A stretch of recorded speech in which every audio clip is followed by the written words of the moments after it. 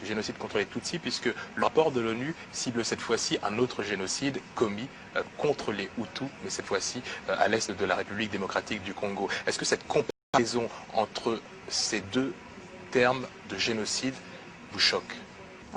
Moi, personnellement, je trouve qu'il ne faut pas se perdre dans la terminologie de nos drames.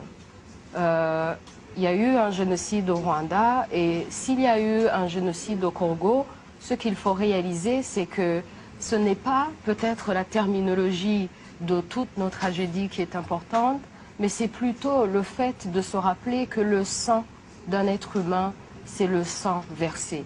Que ce soit votre sang, le sang d'un Congolais, que ce soit le sang d'un Somalien, le sang d'un Nigérien, il va falloir que l'Afrique se réveille et se rende compte que c'est le sang africain qui est versé depuis des générations et ça va continuer.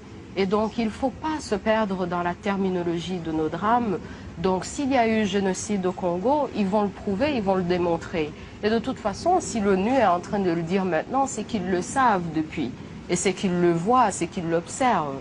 Et d'ailleurs, s'ils le publient aujourd'hui, c'est qu'ils ont complètement failli à leur mission, qui est censée être une mission de paix, qui est censée être une mission justement qui fait que ça n'arrive pas. Donc si c'est eux qui le publient, peut-être que c'est arrivé. C'est-à-dire que vous leur reprochez de ne pas avoir empêché ces génocides, puisqu'ils parlent en l'occurrence du génocide des Tutsis, mais également celui des Hutus en RDC. Je pense que ces puissances internationales qui veulent justement profiter des richesses du cœur de l'Afrique ont profité de la souffrance de son Excellence Paul Kagame. Ils ont profité du fait qu'il avait été réfugié depuis qu'il est enfant. Ils ont profité de cette souffrance et de sa passion pour son pays. Ils l'ont armé et ils l'ont utilisé. Et là, puisqu'ils n'en ont plus besoin, ils veulent s'en débarrasser. Ils ont fait la même chose avec plusieurs dirigeants africains. On les utilise, on les prend pour des marionnettes, on les envoie dans les missions et on s'en fout pendant qu'ils travaillent, pendant qu'ils servent leurs intérêts. On s'en fout de combien de cents, combien de milliers de gens qui vont massacrer, qui vont exterminer, on s'en fout.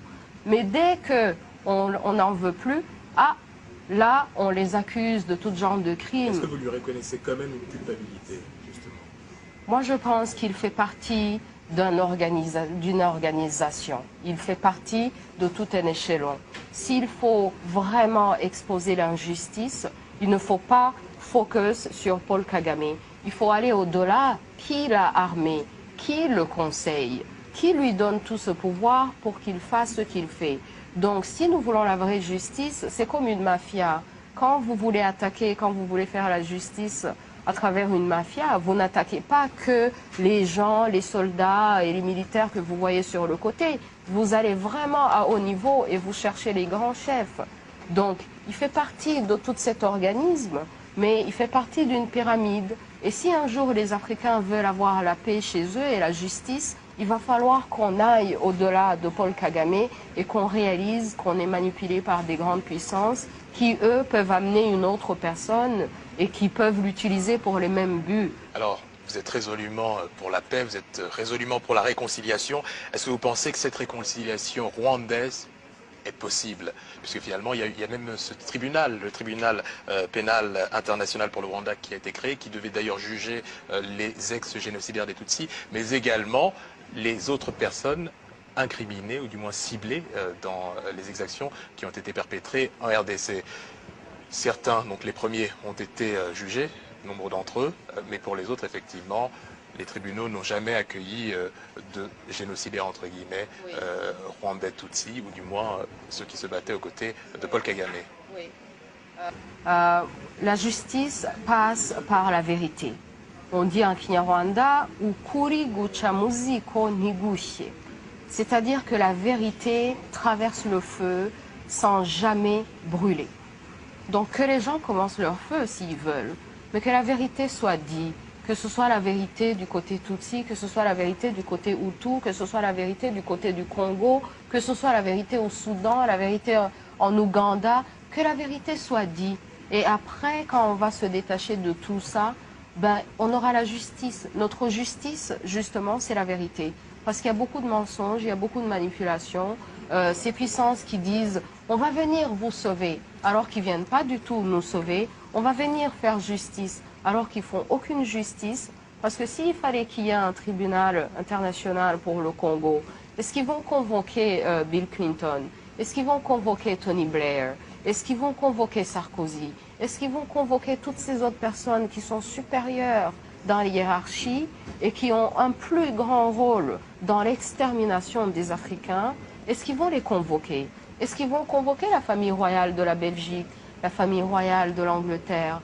Parce que vous voyez comme le tribunal pour la Sierra Leone, où ils s'amusent d'amener la mannequin Naomi Campbell, soi-disant pour qu'elle explique les diamants, alors que toutes les familles royales d'Europe portent des diamants tachés de sang, notre sang, mais qui ne sont jamais convoqués.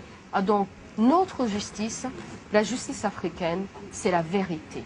Moi, j'encourage tout le monde, tous les gens qui sont impliqués. D'ailleurs, ce que moi, je pourrais conseiller au président Kagame, c'est qu'il devienne un témoin. Parce que la raison pour laquelle ils veulent l'éliminer maintenant et qu'ils veulent l'écarter, et que bon, là, tout d'un coup, ils se rendent compte que c'est un criminel, c'est parce qu'il en connaît trop. Alors, qu'il devienne un témoin et qu'il dise la vérité et qu'il dise le rôle de toutes ces grandes puissances qu'ils ont eues, parce qu'il ne s'est pas armé lui-même. Parce que vous savez très bien que chez nous... Il ne s'est pas armé lui-même, Oui. effectivement, mais il a tout de même agi.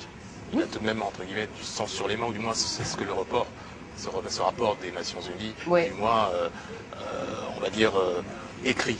Oui, c'est ça. Mais comme je vous ai dit, on profite de la souffrance et de la douleur des gens. On vient, on vous prend, vous êtes un réfugié qui a vécu à l'extérieur de votre pays pendant une vingtaine d'années. C'est sûr que vous voulez rentrer chez vous. Et on vous dit, ah, tenez, si vous allez massacrer tous ces gens, on va vous mettre au pouvoir, on va vous supporter, vous allez devenir président, on va être derrière vous. Vous voyez, mais sans aucun intérêt pour votre peuple. Parce qu'après tout, c'est qui meurt dans ces conflits? À la fin de la journée, il faut qu'on se rende compte que c'est nous qui mourrons dans tous ces conflits et qu'à la fin de la journée, les puissances, eux, ils sont à Londres, ils sont à Washington, ils sont à Paris, ils relaxent. Hein. Un entretien réalisé par João da Silva.